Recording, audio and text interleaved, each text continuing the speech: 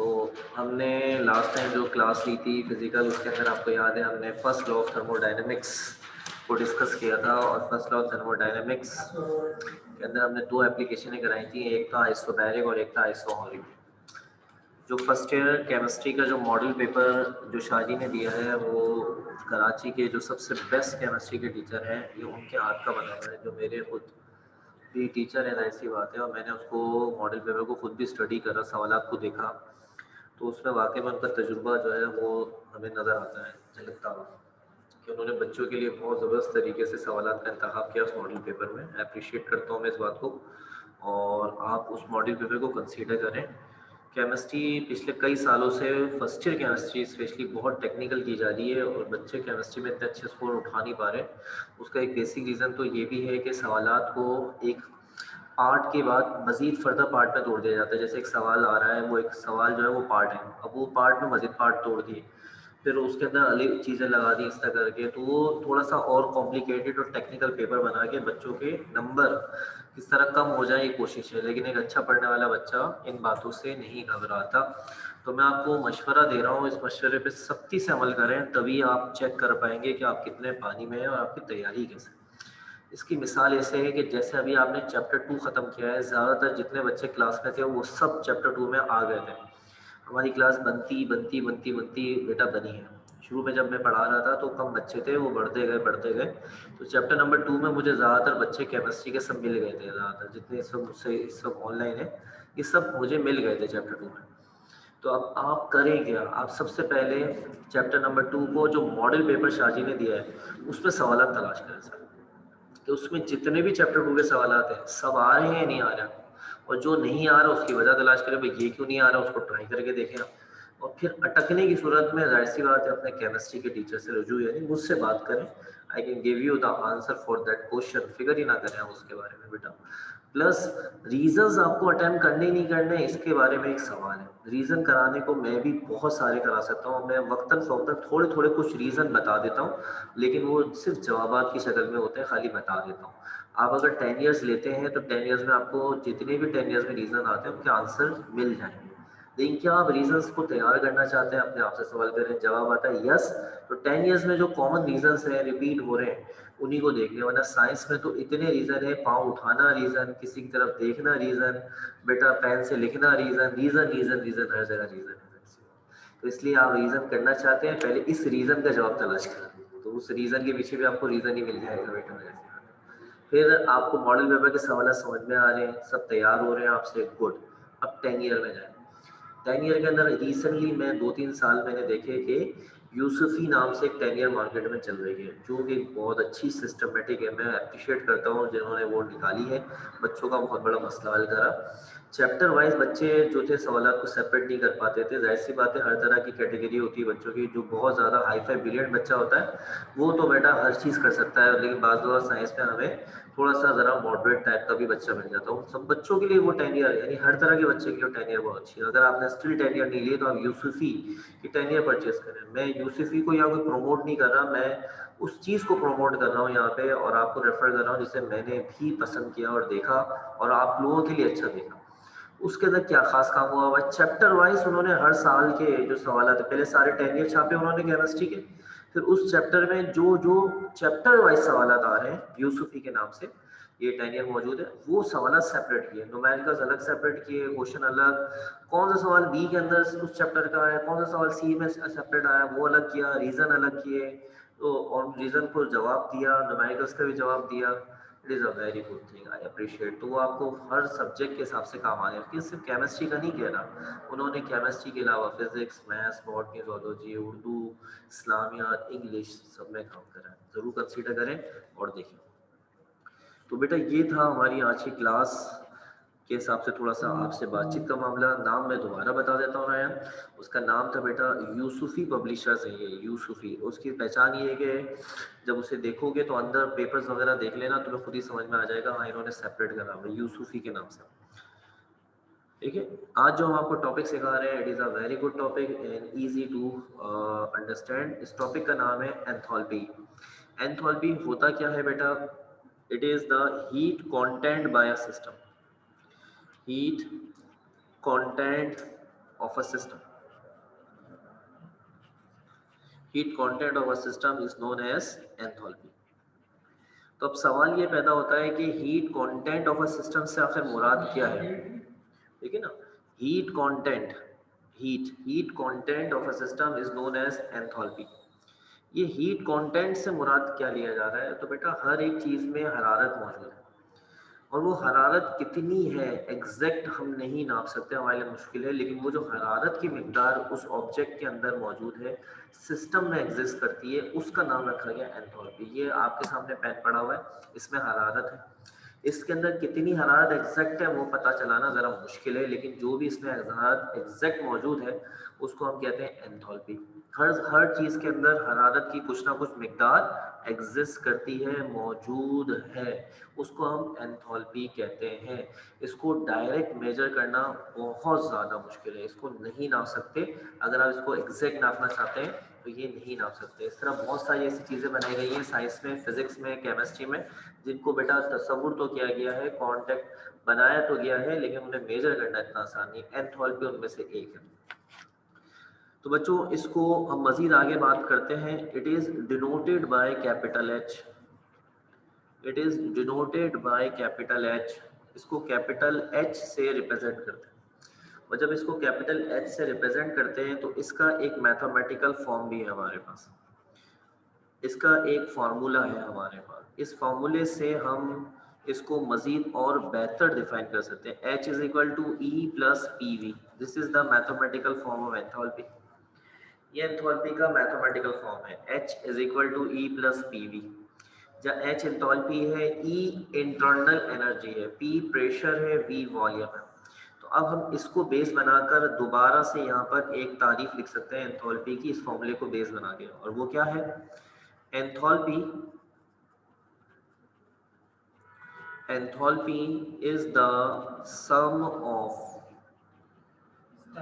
ठीक है ना? यस, ये इसकी एक और डेफिनेशन है, ऊपर वाली से ज्यादा अच्छी ये ये इसकी न्यूमेरिकल डेफिनेशन है, मैथमेटिकल डेफिनेशन है। Enthalpy is the sum of internal energy, sum of internal energy with the product of pressure and volume, with the product of pressure volume, pressure and volume कर देते हैं।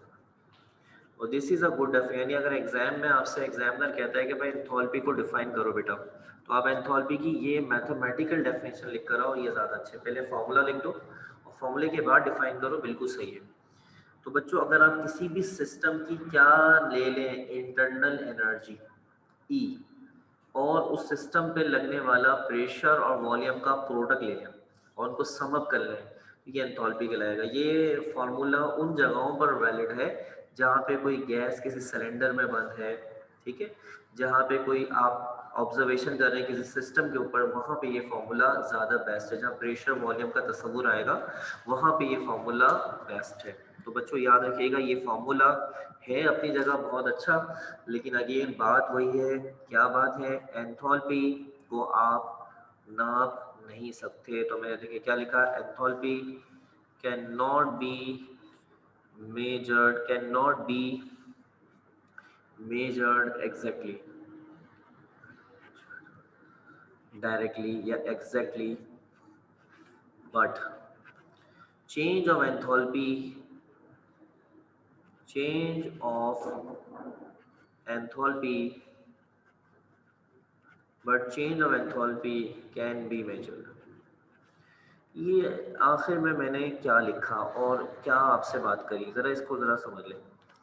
Enthalpy नहीं नाप सकते, लेकिन change of enthalpy नाप सकते हैं। दुनिया में ऐसी बहुत सारी चीज़ें हैं जिसको आप नहीं नाप सकते, लेकिन उसमें आने वाला चेंज नाप सकते हैं। सर पे कितने बाल हैं नहीं नाप सकते, लेकिन उन बालों में से 4 बाल टूट के आपके हाथ में आ गए तो क्या बोलेंगे, जितने थे 4 कम हो गए।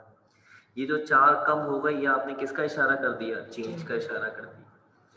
पूरी दुनिया के अंदर कितने अंडे नहीं पता, 2 आप खा गए तो क्या बोला भाई 2 अंडे कम हो गए, पूरी दुनिया में जितने थे, जाहिर सी बात है। तो ये आप जो बता रहे हैं ये चेंज है, जाहिर सी बात है। ये आपकी सेहत पर डिपेंड करता है कि आप 2 खा पाते हैं या आधा खा पाते हैं। इस तरह समंदर में कितना पानी लीटर के हिसाब से, परसेंटेज के हिसाब से नहीं, नहीं पता हमें, तो फिर क्या करा हमने, एक जग भरा समंदर के पानी से 1 लीटर और निकाल के अलग कर दिया, तो क्या बोला जितना भी पानी है उसमें से 1 लीटर पानी क्या हो गया, कम हो गया। तो चेंज कैन बी मेजरेबल, बस बाज दफा कोई चीज डायरेक्ट मेजरेबल नहीं होती। ठीक है, तो बच्चों ये सिर्फ खाली असम्पशन हो सकता है, इसका हकीकत नहीं है, प्रूफ नहीं है इसका, कोई जाहिर सी बात है। मैं बता रहा हूँ। तो बच्चों यहाँ तक कोई बात है, यहाँ तक बात समझ में आ गई, सारी की सारी ओके कर रहे हैं यहाँ तक सब बच्चे, जल्दी से शाबाश।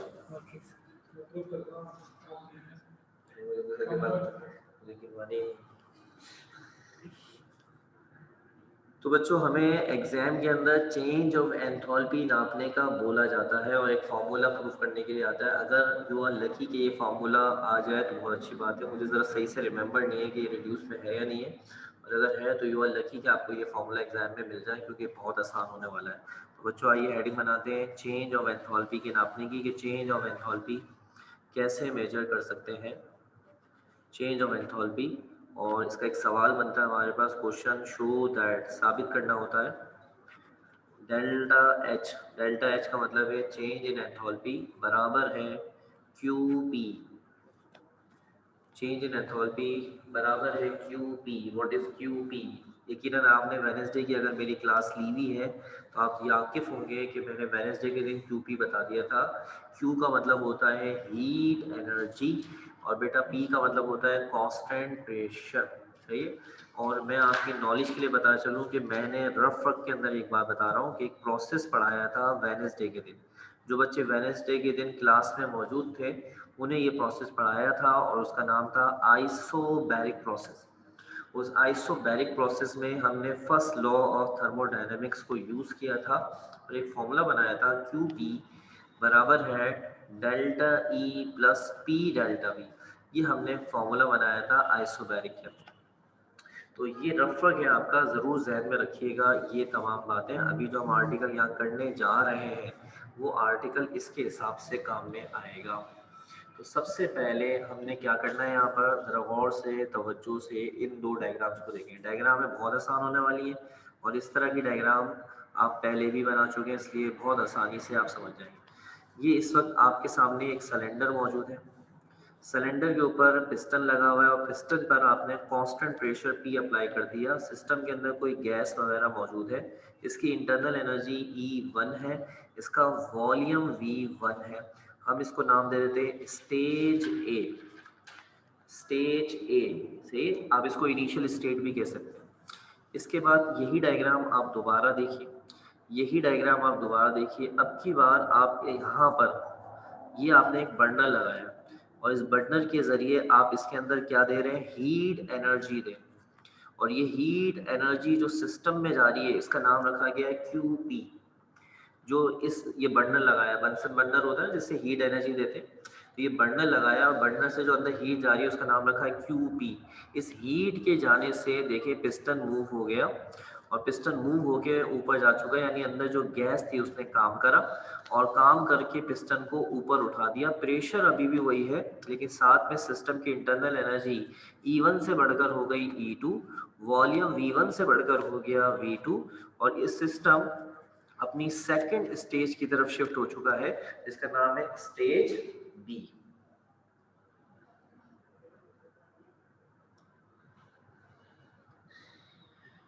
एक बहुत ही सिंपल सी डायग्राम जिसको इससे पहले भी बच्चे वेडनेसडे के दिन आगे बना के जा चुके हैं, और वेडनेसडे के दिन उन्होंने इस डायग्राम को देखा था, तो उसकी बेस पर इस डायग्राम को समझना बहुत आसान है। तो बच्चों डायग्राम के बाद हम इससे रिलेटेड कुछ बातें यहाँ पे जल्दी से लिखना शुरू करते हैं, और वो बातें तकरीबन पिछली बातों से मिलती जुलती हैं। Consider a system at constant pressure, at constant pressure, let V1 constant pressure P, let V1 and E1 be the volume, अगर आपको नजर आ रहा हो तो अच्छी बात है, be the volume and internal energy, internal energy of the system at stage A. At stage A, when QP heat energy is added into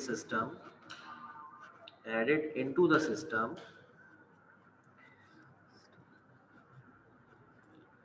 then system shifted towards stage B, towards stage B. Let V2 and E2 लिखा हुआ है, V2 and E2 be the final volume and internal energy of the system. Internal energy of the system.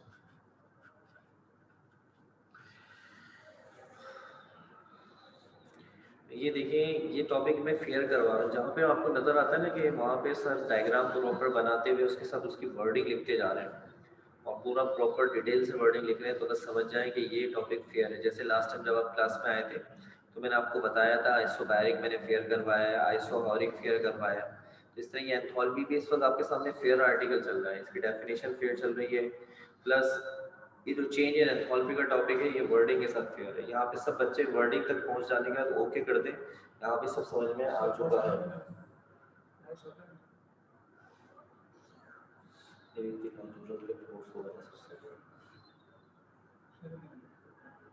इसी साल जो आएंगे तो उसमें लेके चलते हैं, लेकिन उससे कर सकते हैं, कर सकते हैं, कोई इशू नहीं। लेकिन जो चीज़ समझी हुई होती है, जो चीज़ क्लियर होती है, उससे ज़्यादा जो अलग तक बहुत आसान लगता है। जैसे ये पढ़ रहा है, समझ में बताया जा रहा है कि ये हो रही हो, ये ज़्यादा आसान लगेगा।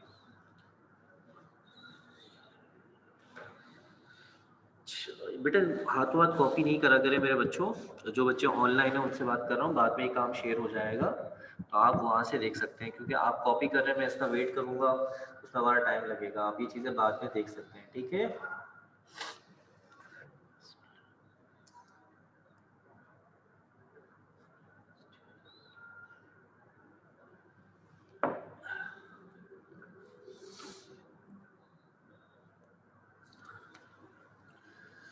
अच्छा भाई, यहाँ तक सब बच्चे मेरे साथ हैं और अब मैं यहाँ पर एंथैल्पी निकालूँ।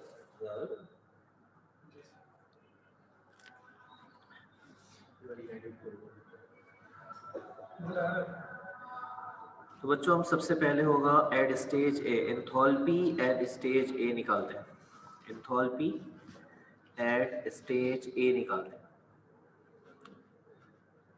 स्टेज ए पर एंथैल्पी कैसे निकालेंगे भाई, एंथैल्पी का फॉर्मूला है वो लिखते हैं आप, H is equal to E plus PV।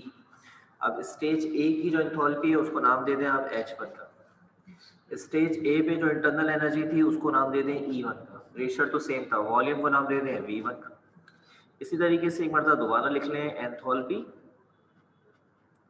Eight stage B, stage B पे एंथैल्पी क्या होगी, वही फॉर्मूला दोबारा कॉपी कर दें, E प्लस PV। तो अब एंथैल्पी को आप H2 कहते हैं, इंटरनल एनर्जी E2 हो गई थी, प्रेशर वही था, वॉल्यूम को नाम दे दें आप V2। अब आपने क्या हासिल करना है, change in enthalpy, change in enthalpy चाहिए आपको, चेंज इन एंथैल्पी। तो चेंज इन एंथैल्पी कैसे होगा भाई, और चेंज इन एंथैल्पी होगा delta H, final enthalpy minus initial enthalpy, इसी तरह निकलेगा ना चेंज, फाइनल माइनस इनिशियल। तो स्टेज बी वाली एंथैल्पी को स्टेज ए वाली एंथैल्पी से माइनस करें, तो आपने H2 की वैल्यू यहाँ पे पुट कर देनी है E2 plus PV2 plus sorry minus है, यहाँ पे माइनस। H1 की वैल्यू आ रही है आपके पास E1 प्लस PV1, ब्रैकेट लगाने का रीजन समझ गए होंगे, माइनस की वजह से ब्रैकेट साइन लगाई गई है। इसको सिंप्लीफाई करते हैं ब्रैकेट को ओपन करके, तो ये लिखा हुआ है E2, ये E2 है, E2 प्लस PV2 माइनस के साथ multiply, minus plus minus E1, minus plus minus EV1। उम्मीद है यहाँ तक क्लियर हो रहा होगा। देखते रहे जल्दी, शाबाश। अब एक काम करते हैं, E को E के साथ मिला देते हैं और P वाली वैल्यू को P वाली वैल्यू के साथ मिला देते हैं, like this, E2 minus E1 PV2 minus PV1। तो बच्चों यहाँ पर E2 minus E1 as it is, और ये प्रेशर यहाँ पे कॉमन आ रहा है, आप प्रेशर कॉमन निकाल लें तो यहाँ ब्रैकेट में बचेगा V2 माइनस V1। इसके बाद आप देख रहे हैं कि ये असल में E2 माइनस E1 का मतलब लिया जाएगा चेंज इन इंटरनल एनर्जी। ठीक है, जब H2 minus H1 delta H होगा तो E2 माइनस E1 क्या होगा मेरे बच्चों, शाबाश, डेल्टा E हो जाएगा। इसी तरह शाबाश V2 माइनस V1 भी क्या हो जाएगा, डेल्टा V। इसको हमने नाम दे दिया इक्वेशन नंबर 1 का। यहाँ तक देख लें अच्छी तरीके से, मैं कुछ देर के लिए रुका हुआ हूँ और फिर मुझे ओके करें, बस समझे तकरीबन प्रूव हो चुका है। इसको देख ले शाबाश। यहाँ तक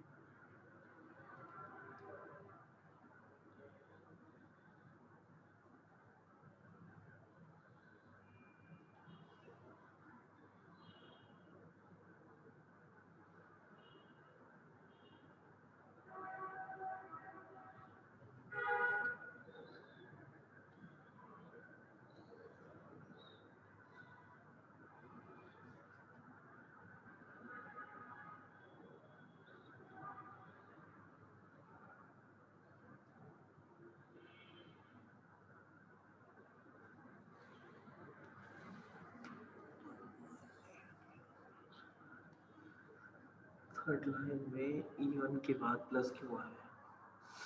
अच्छा बेटा ये वाला प्लस इसका है PV2, आपने ये वाला प्लस PV2 यहाँ पे उठा के लिखा ना, तो ये प्लस इस PV2 का, ठीक है, ये प्लस जो आ रहा है वो इस PV2 के साथ आ रहा है। ओके बेटा।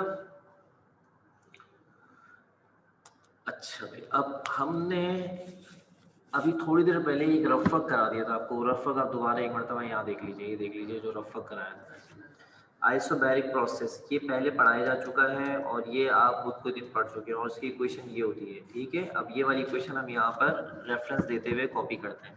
आइसोबैरिक को ही क्यों कॉपी कर रहे हैं? आइसोबैरिक को इसलिए कॉपी कर रहे हैं क्योंकि ये जो हमने सिस्टम यहाँ पे कंसीडर करा हुआ है, ये सिस्टम भी कांस्टेंट प्रेशर पे ही काम कर रहा है, ये एक आइसोबैरिक ही प्रोसेस है। हमने यहाँ पे क्या लिखा,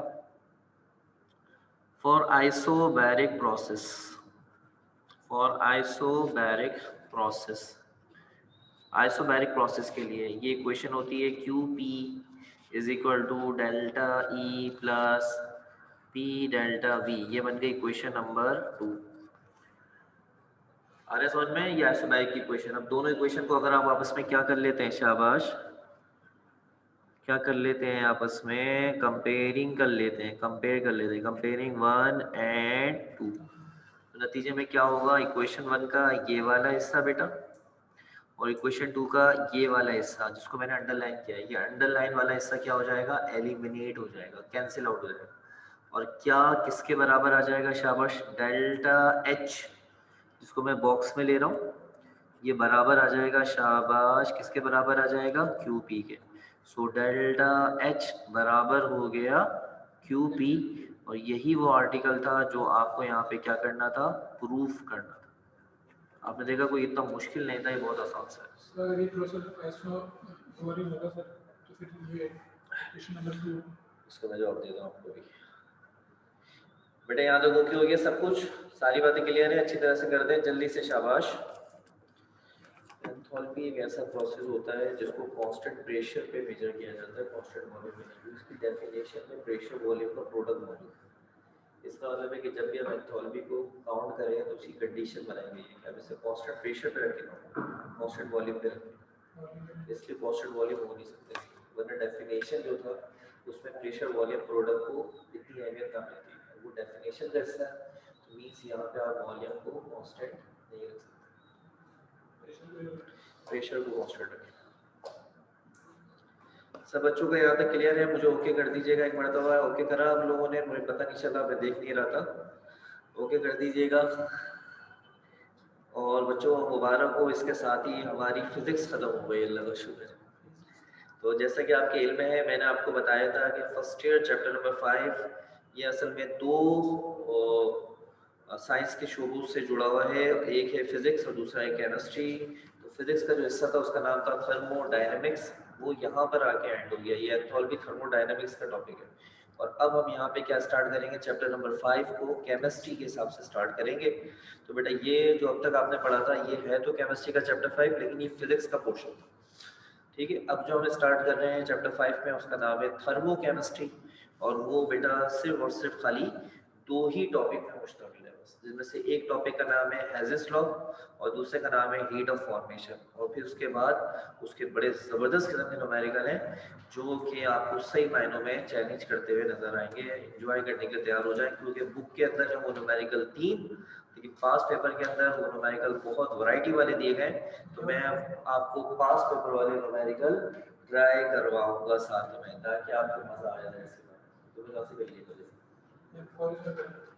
तो मैं आपको उसे ट्राई कराऊंगा जो पास पेपर वाले को बहुत ज़्यादा मजे आएंगे। ठीक है, तो बाद दफ़ा ऐसा है कि कुछ सवाल तो ऐसे होंगे कि इंशाल्लाह उम्मीद है कि आपको दे दी जाएंगे। आइए आज आपको थर्मोकेमिस्ट्री का तारुफ दे देते हैं कि थर्मोकेमिस्ट्री होती क्या है, और उसके बाद हेज़िस लॉ वगैरह उसको फिर आप नेक्स्ट क्लास में डिस्कस करेंगे। आज से थर्मोकेमिस्ट्री का तारुफ ले लें डेफिनेशन की हद तक, बाकी बाकी दिन इंशाल्लाह हम लोग कल के लेक्चर में करेंगे आपके साथ हेज़िस लॉ और हीट ऑफ फॉर्मेशन। मिस नहीं कीजिएगा, क्योंकि अगर एक दफ़ा आपका लेक्चर मिस हो गया किस हवाले से, हीट ऑफ फॉर्मेशन के न्यूमेरिकल के हवाले से, तो सारी मेहनत ज़ाया हो जाएगी। बताता हूँ आपको, तो नतीजे में हीट ऑफ फॉर्मेशन की सारी आपकी मेहनत, पहले बता रहा हूँ, गई। हीट ऑफ फॉर्मेशन का किसी बच्चे का लेक्चर मिस नहीं होना चाहिए। मेरी कोशिश है कि कल जब मैं पढ़ाऊँ तो कल मैं आपको इंशाअल्लाह ताला हेज़िस लॉ, हीट ऑफ फॉर्मेशन की एग्जाम्पल और हीट ऑफ फॉर्मेशन के न्यूमेरिकल पे लेकर आ सकूँ। ठीक है, तो और फिर वेडनेसडे के दिन आप आ रहे हैं फिजिकल, तो उस दिन ज़्यादा से ज़्यादा न्यूमेरिकल आपको फिजिकल फॉर्म में करा सकूँ इंशाअल्लाह ताला। तो आइए ज़रा जल्दी से थर्मोकेमिस्ट्री के बारे में बताते हैं। What is thermochemistry? तो सबसे पहले हम यहाँ पे एक डेफिनेशन लिखेंगे और उस डेफिनेशन के बाद मैं आपको ये एक्सप्लेन कर दूंगा what is thermochemistry. During a chemical reaction या during a reaction either heat energy is absorbed or release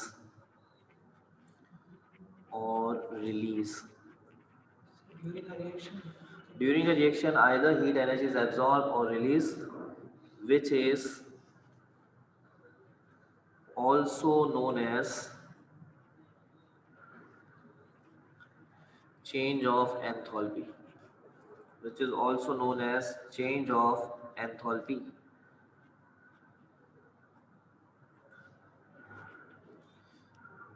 A part of chemistry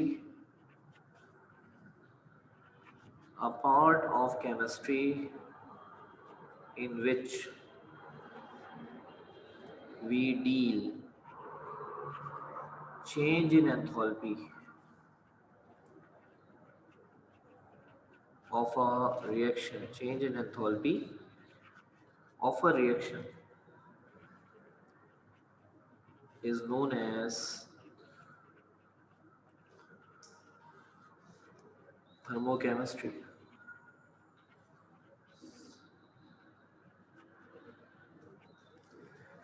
This is the definition of thermochemistry beta.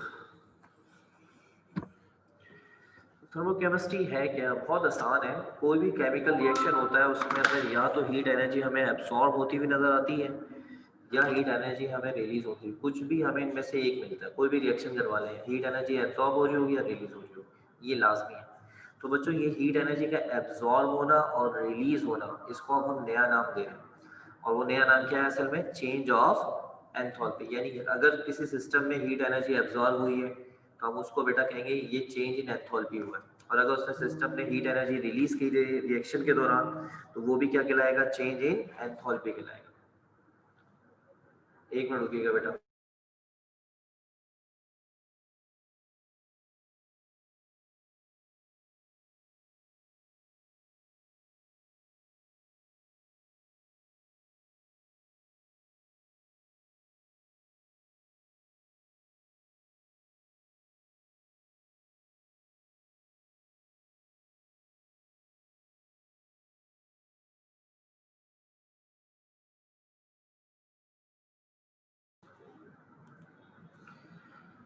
Okay बेटा, बात कंटिन्यू करते हैं कि जिस किसी भी रिएक्शन के दौरान अगर कोई भी बेटा हीट एनर्जी रिलीज होगी या एब्जॉर्ब होगी, अब हम उसको चेंज इन एंथैल्पी कहेंगे। तो हमने केमिस्ट्री का एक अलग से हिस्सा बना लिया है, एक पार्ट बनाया है केमिस्ट्री का, एक ब्रांच बनाई है जिसके अंदर हम सिर्फ चेंज इन एंथैल्पी को स्टडी करते हैं कि सिस्टम के दौरान कितनी हीट एनर्जी एब्जॉर्ब हो रही है या कितनी हीट एनर्जी रिलीज हो रही है। इसको हम चेंज इन एंथैल्पी का नाम देकर स्टडी करते हैं, पढ़ते हैं, और इसका नाम क्या रखा गया बेटा? थर्मोकेमिस्ट्री रखा गया। सब बच्चों को यहाँ तक क्लियर है? ओके कर दें, शाबाश, ओके कर दें, वेरी गुड वेरी गुड, सारे बच्चे जल्दी से, ठीक है। कल मिलेंगे इंशाल्लाह ताला। कल मैं आपको Hedges law, heat of formation और बाकी चीज़ें क्लियर कर दूँगा। अपना अपने घर वाला ख्याल रखिएगा। कल हमारी ऑनलाइन ही क्लास है, परसों हमारी फिजिकल होगी, कल ऑनलाइन ही है, ठीक है बेटा? ओके, जज़ाकल्लाह, अल्लाह हाफ़िज़।